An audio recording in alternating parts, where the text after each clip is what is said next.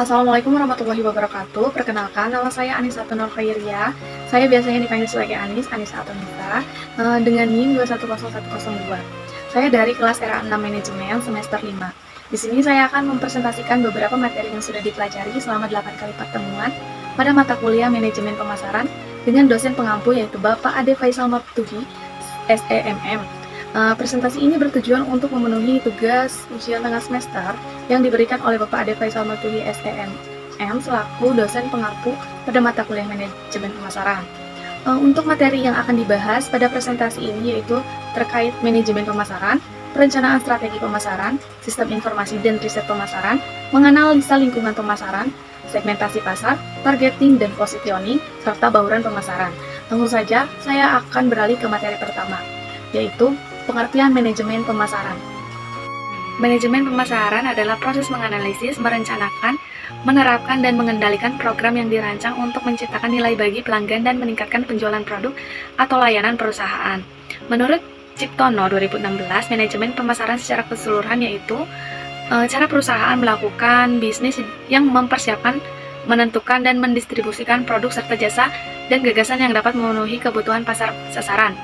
Maksud dari persiapan, menentukan, dan mendistribusikan produk serta jasa dan gagasan ini yaitu pada persiapan ini melibatkan penelitian pasar untuk memahami apa yang diinginkan oleh konsumen dan kemudian merancang produk atau jasa yang sesuai dengan kebutuhan konsumen tersebut. Yang kedua yaitu penentuan. Ini melibatkan penentuan harga, promosi, dan strategi penjualan yang akan digunakan untuk memasarkan produk atau jasa tersebut. Yang ketiga yaitu distribusi. Pada distribusi ini melibatkan pengiriman produk atau jasa kepada konsumen melalui berbagai saluran seperti toko fisik, penjualan online, atau penjualan secara langsung kepada konsumen. Yang selanjutnya produk, jasa, dan gagasan. Pada manajemen pemasaran, tidak hanya melibatkan penjualan produk fisik tetapi juga jasa serta gagasan. Misalnya, perusahaan bisa menjual jasa seperti jasa konsultasi atau gagasan seperti gaya hidup sehat. Selanjutnya, memenuhi kebutuhan pasar sasaran. Tujuan akhir dari semua ini adalah untuk memenuhi kebutuhan dan keinginan dari pasar sasaran perusahaan. Fungsi manajemen pemasaran yang pertama yaitu memberikan informasi tentang produk yang akan dijual oleh perusahaan dengan menyediakan informasi yang lengkap dan jelas tentang produk yang akan dijual berupa spesifikasi produk, manfaat produk, dan cara penggunaan yang dapat membantu konsumen dalam membuat keputusan untuk membeli produk tersebut. Yang kedua, mempengaruhi konsumen dalam hal keputusan untuk membeli atau tidaknya produk. Untuk mempengaruhi konsumen dalam membeli produk yang ditawarkan bisa dilakukan dengan cara menampilkan testimoni dari pelanggan sebelumnya yang sudah menggunakan produk tersebut serta memberikan diskon atau penawaran khusus. Yang ketiga, menciptakan nilai ekonomi suatu barang. Nilai ekonomi suatu barang bisa diciptakan melalui berbagai cara seperti meningkatkan kualitas produk, menambahkan fitur-fitur baru, atau bahkan melalui branding dengan pemasaran yang efektif. Dengan menciptakan nilai ekonomis ini, perusahaan dapat menjual produk lebih banyak sehingga perusahaan mendapat peningkatan keuntungan. Selanjutnya ada tujuan dari manajemen pemasaran. Yang pertama yaitu menciptakan domain atau permintaan. Hal ini bertujuan untuk mendorong konsumen agar tertarik serta membutuhkan produk atau jasa yang sedang ditawarkan. Yang kedua, dalam meningkatkan keuntungan, sudah jelas tujuan dari pemasaran itu sendiri yaitu untuk meningkatkan pendapatan. Dan selanjutnya ada manfaat dari manajemen pemasaran yaitu dengan menciptakan pelanggan baru. Hal ini berkaitan dengan upaya untuk menarik konsumen baru yang dilakukan dengan cara ekspansi pasar, menciptakan produk baru, atau melakukan kampanye pemasaran yang efektif. Selanjutnya, ada tujuan yang berkaitan dengan upaya pemenuhan kebutuhan dan harapan pelanggan. Bagi pelanggan yang merasa kurang puas pada produk yang ditawarkan, dapat melakukan feedback atau umpan balik untuk melakukan perbaikan serta meningkatkan kualitas produk dan pelayanan. Selanjutnya ada mencitrakan produk yang baik di mata publik. Selanjutnya ada konsep inti pemasaran. Pada konsep inti pemasaran yang pertama di sini ada kebutuhan, keinginan, dan permintaan. Kebutuhan merupakan sesuatu yang diperlukan manusia untuk bertahan hidup. Produk berupa barang, jasa, atau gagasan, nilai biaya dan kepuasan, pertukaran dan transaksi, hubungan dan jaringan, pemasar dan calon pembeli. Ini merupakan konsep yang terus-menerus saling terhubung, di mana mulanya sebuah kebutuhan, keinginan, atau permintaan dapat menciptakan produk baru yang kemudian akan memiliki manfaat serta terdapat nilai atau kepuasan terhadap produk tersebut, yang dimana produk tersebut dapat dijual atau dipasarkan secara luas dan kemudian akan dibeli oleh calon pembeli. Selanjutnya ada ruang lingkup manajemen pemasaran. Yang pertama ada produk dan layanan. Ini mencakup panggilan produk atau layanan baru serta strategi penetapan harga yang bertujuan untuk memenuhi kebutuhan dan keinginan konsumen. Yang selanjutnya ada riset pasar. Riset pasar ini melibatkan sebuah pengumpulan analisis serta interpretasi data tentang pasar, konsumen juga pesaing. Yang selanjutnya ada strategi pemasaran. Ini merupakan rencana yang dirancang untuk mencapai tujuan pemasaran perusahaan. Dan yang keempat ada penawaran pemasaran. Hal ini merupakan kombinasi produk, layanan, informasi, atau pengalaman yang ditawarkan perusahaan kepada pemasar untuk memenuhi kebutuhan konsumen. Dalam penawaran pemasaran ini dapat berupa barang, jasa, atau gagasan. Materi selanjutnya ada perencanaan strategi pemasaran. Perencanaan strategi pemasaran ini didefinisikan sebagai strategi yang digunakan untuk menentukan target pasar atau target market dari suatu bisnis. Perencanaan strategi pemasaran menurut Salahuddin 2004 merupakan suatu perencanaan yang kedepannya ditetapkan untuk dijadikan pegangan mulai dari tingkat korporat sampai pada tingkat unit bisnis, produk, dan situasi pasar. Dalam perencanaan strategi terdapat tujuan. Tujuan yang pertama yaitu memperkaya ilmu pengetahuan seputar bisnis, yang kedua menganalisa kompetitor, yang ketiga membuat strategi pemasaran yang sesuai, yang keempat meningkatkan brand awareness, yang kelima meningkatkan produk secara signifikan. Selanjutnya yaitu ada cara membuat strategi pemasaran. Dalam membuat strategi pemasaran, yang langkah pertama yang harus dilakukan yaitu menentukan visi dan misi secara matang, yang kedua yaitu menentukan target pasar produk, yang ketiga menyusun konten yang berkualitas, keempat membuat key performance indikator atau KPI, yang kelima merencanakan keuangan, dan yang keenam menggunakan media pemasaran. Materi selanjutnya ada sistem informasi dan riset pemasaran. Sistem informasi menurut Marshall and Lampert 1992, Rahmat dan Saudi 2002 halaman 104. Sistem informasi pemasaran adalah sistem informasi yang luas dan fleksibel, formal, dan berkelanjutan yang dirancang untuk memberikan susunan aliran informasi yang relevan untuk membantu pembuatan keputusan pemasaran. Manfaat dari sistem informasi ini yaitu yang pertama untuk mengetahui kebutuhan pelanggan atau konsumen, untuk mengetahui perencanaan yang efektif, serta mengetahui ancaman dari perusahaan lain, serta ancaman dari internal itu sendiri.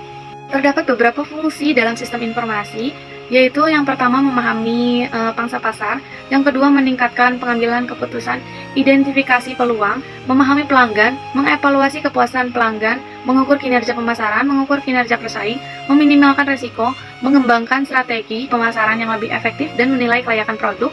Selanjutnya ada jenis sistem informasi. Dalam sistem informasi ini terdapat 3 jenis yang saya ketahui, yaitu marketing intelligence. Marketing intelligence adalah cara bisnis untuk terus beradaptasi dengan perubahan dan bersaing dengan kompetitor.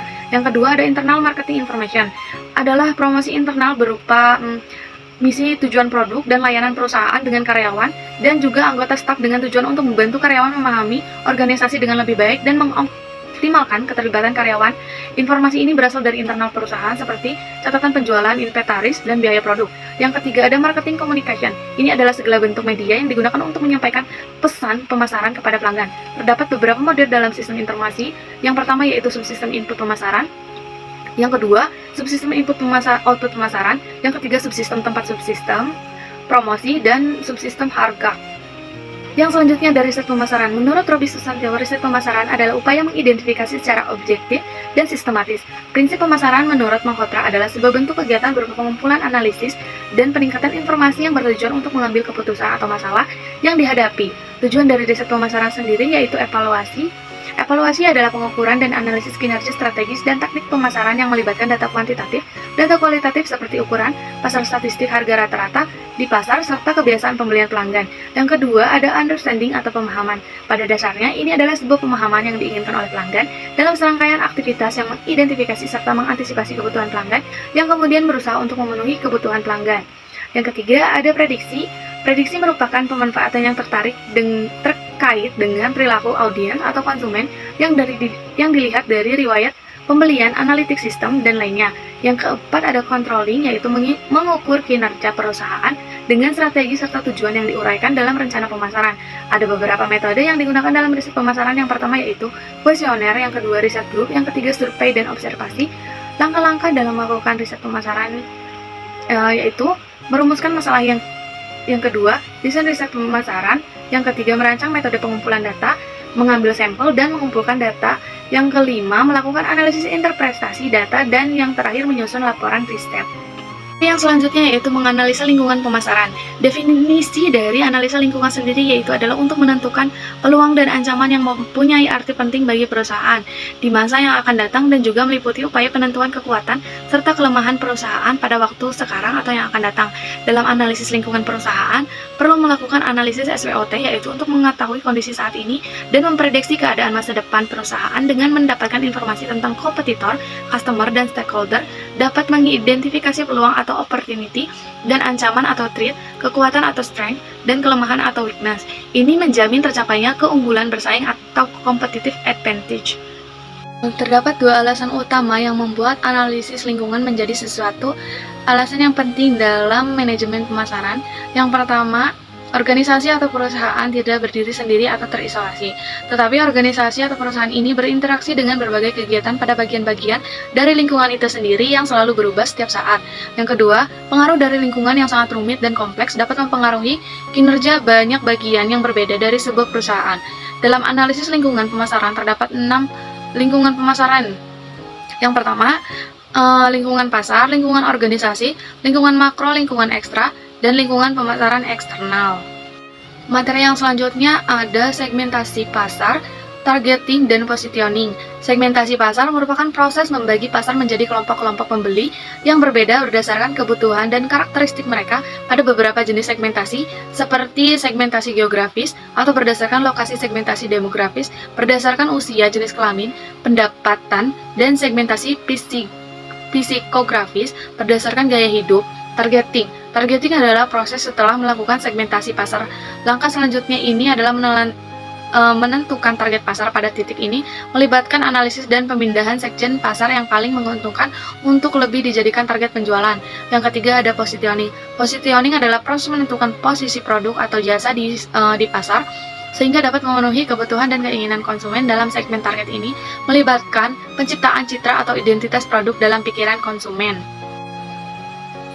Contoh penerapan segmentasi, targeting, dan positioning yaitu pada segmentasi, misalnya seorang yang ingin membuat usaha penjualan nugget di masyarakat. Dalam segmentasi produk nugget ini, beberapa bahan dasar yang digunakan sebagai acuan untuk melakukan segmentasi yaitu faktor demografi, tingkat penghasilan, faktor sosiologi, serta faktor psikologis produk nugget ini yang disebut dengan Delnut. Terbuat dari bahan dasar tepung kedelai dan sayur yang dikombinasikan. Delnut hadir dengan kemasan praktis sebagai upaya untuk menghadirkan makanan sehat yang cocok dikonsumsi saat pandemi COVID-19. Yang selanjutnya, targeting. Dari faktor demografi tersebut, masyarakat Semarang pada produk Delnut ini cocok untuk dikonsumsi masyarakat dari berbagai kalangan, baik di usia anak-anak hingga dewasa, sehingga tingkat penghasilan masyarakat Semarang dari usaha produk ini dapat meningkat dan harga yang dipasarkan pada produk ini terjangkau. Positioning dalam hal ini, Delnut diposisikan sebagai makanan yang sehat yang dapat meningkatkan sistem imun dan memiliki kandungan vitamin. Produk ini ditunjukkan untuk masyarakat yang peduli dengan kesehatan dan mencari alternatif makanan sehat selama pandemi. Materi selanjutnya ada bauran pemasaran. Bauran pemasaran atau marketing mix adalah strategi yang digunakan oleh perusahaan untuk merumuskan penawaran produk atau layanan bagi pelanggannya dengan memadukan elemen-elemen pemasaran. Konsep ini dirancang untuk membantu perusahaan dalam merencanakan dan melaksanakan strategi pemasaran yang efektif. Menurut Ciptono, dalam Jurnal Universitas Islam Indonesia atau UII, bauran pemasaran merupakan seperangkat alat yang digunakan pemasar untuk membentuk karakteristik jasa yang ditawarkan kepada konsumen atau pelanggan. Alat-alat tersebut dapat digunakan untuk menyusun strategi jangka panjang, juga merancang program taktik jangka pendek. Manfaat dari bauran pemasaran yaitu untuk mengelola efektivitas pemasaran dan laba atas investasi atau ROI yang kemudian dikelola dan mengalokasikan anggaran yang efektif. Yang ketiga, membangun pengetahuan yang efektif terkait peran serta variabel bisnis di masa yang akan datang. Yang keempat yaitu mengelola kualitas data dari berbagai saluran dan sumber serta sistem. Bauran pemasaran diklasifikasikan menjadi 4 kelompok, yaitu produk. Produk adalah pemahaman produsen atau sesuatu baik yang berwujud fisik maupun tidak yang ditawarkan sebagai usaha untuk mencapai tujuan organisasi melalui pemenuhan kebutuhan dan keinginan konsumen. Yang kedua ada harga atau price, adalah nilai yang ditetapkan untuk suatu produk atau layanan. Yang ketiga ada place atau tempat. Tempat ini merujuk pada lokasi di mana produk atau layanan dijual atau disediakan. Yang keempat ada promotion atau promosi, adalah upaya untuk menginformasikan, membujuk, dan mengingatkan konsumen tentang produk atau layanan. Konsep ini pada awalnya terdiri dari 4P, produk, price, place, dan promotion. Namun seiring perkembangan zaman, konsep ini telah berkembang menjadi 7P dengan penambahan 3 elemen lainnya yaitu bukti fisik atau physical advantage. Bukti fisik adalah aspek-aspek yang dapat dilihat, dirasakan, atau diukur yang berhubungan dengan produk atau layanan. Yang keenam, ada people atau orang. Orang ini merujuk pada semua orang yang terlibat dalam pelayanan atau penjualan produk termasuk karyawan, manajemen, dan konsumen. Yang ketujuh yaitu ada proses. Proses adalah langkah-langkah yang dilakukan dalam menyediakan produk atau layanan. Sekian materi yang dapat saya paparkan pada presentasi ini. Semoga ini dapat bermanfaat bagi saya ke depannya serta bermanfaat bagi semua orang yang melihat video ini. Terima kasih atas ilmu yang sudah dibagikan serta waktu yang sudah diluangkan. Jika ada kata-kata atau pengucapan saya yang salah, mohon dimaafkan. Sekian dari saya pamit undur diri. Wassalamualaikum warahmatullahi wabarakatuh. Terima kasih.